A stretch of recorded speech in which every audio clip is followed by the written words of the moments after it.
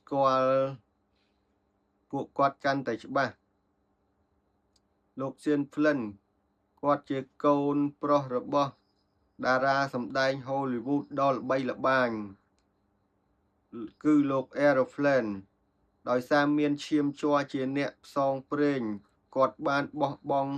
ជីវិតស៊ីវិល័យនៅអាមេរិក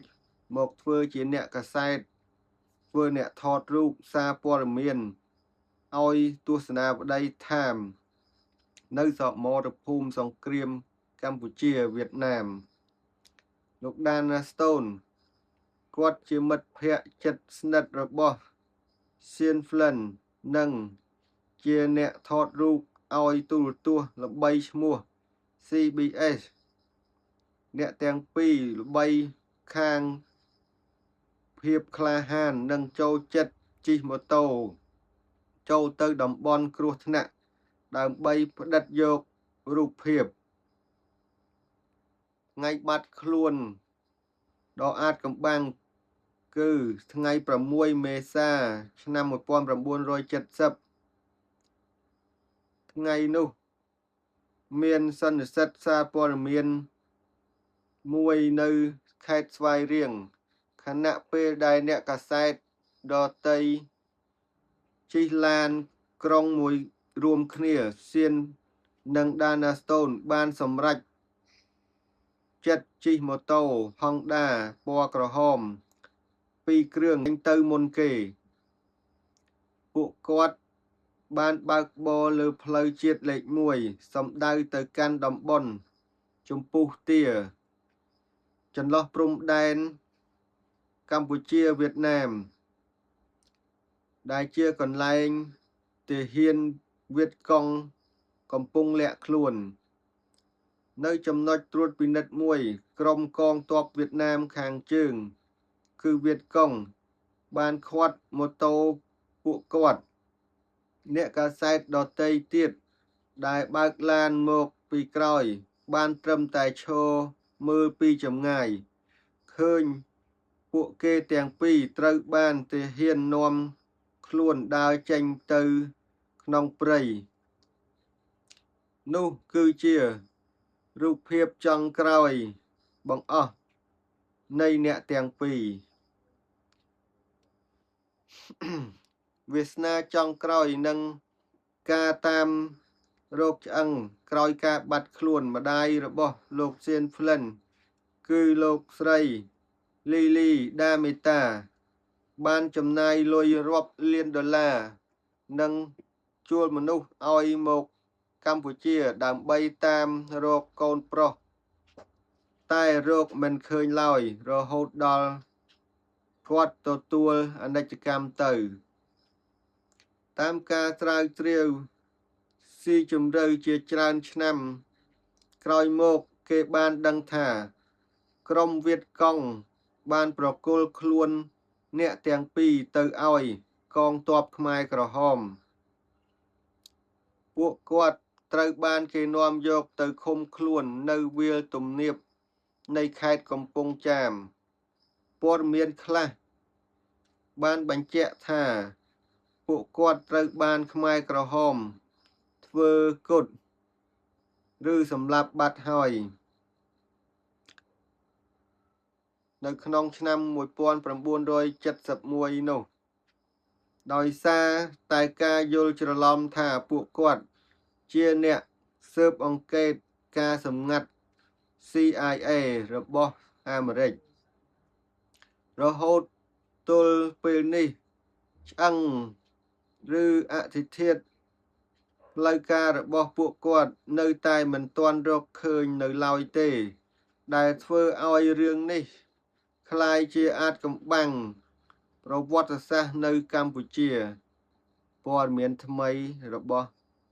អ្នកកាសែតផ្សេងទៀតដែលគេនិយាយអំពីការចាប់ខ្លួនរបស់លោកសៀនហ្វ្លិនបន្តបាទអ្នកចាប់ដំបូងតាមប្រភពព័ត៌មានចារកម្មនិងសាក្សីបានឲ្យដឹងថាពួកគាត់ទាំងពីរត្រូវឃាត់ខ្លួនដោយកងទ័ពវៀតណាមខាងជើងវៀតកុង នៅប៉ុស្តិ៍ត្រួតពិនិត្យមួយនៅលើផ្លូវជាតិលេខ1ពេលកំពុងជិះម៉ូតូ Honda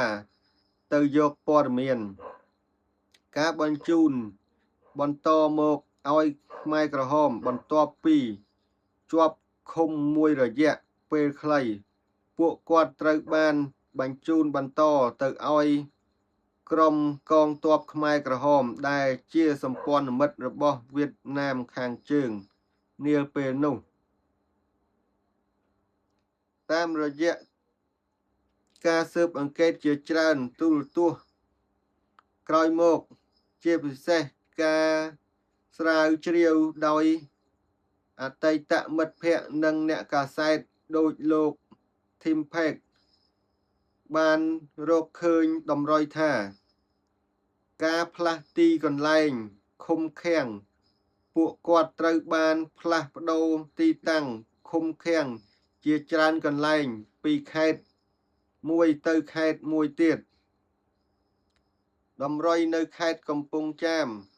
តម្រុយចុងក្រោយដែលគួរឲ្យទុកចិត្តបំផុតបានបង្ហាញថាពួកគាត់ត្រូវបាននាំខ្លួនទៅកាន់ភូមិភារីឃុំស្រឡប់ស្រុកត្បូងឃ្មុំខេត្តកំពង់ចាមដោយបច្ចុប្បន្នស្ថិតក្នុងខេត្តត្បូងឃ្មុំ